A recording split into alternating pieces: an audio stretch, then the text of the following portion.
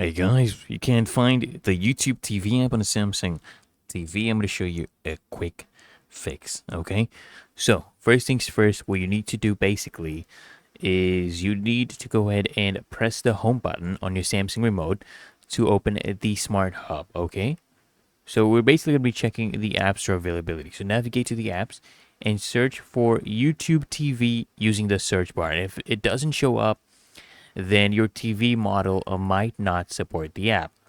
And if so, what you need to do is you can also go ahead and update your TV software. So press the settings on your TV remote, go to support, go to software update, then click on update now.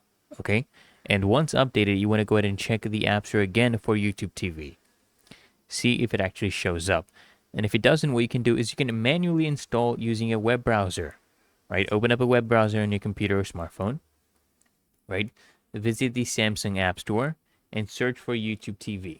And if compatible, follow the same instructions to remotely install it on your TV. Okay? And what you can also do is you can go ahead and reset Smart Hub. So go to settings, go to support, click on self-diagnosis, and click on reset Smart Hub.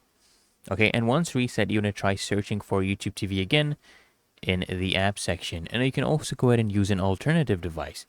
So if your Samsung TV doesn't support YouTube TV, you can consider, using a streaming device like Roku, Fire Stick, or Chromecast. Or you can even, go ahead and cast directly from your phone to the TV using a screen mirroring or AirPlay, and that should fix the issue.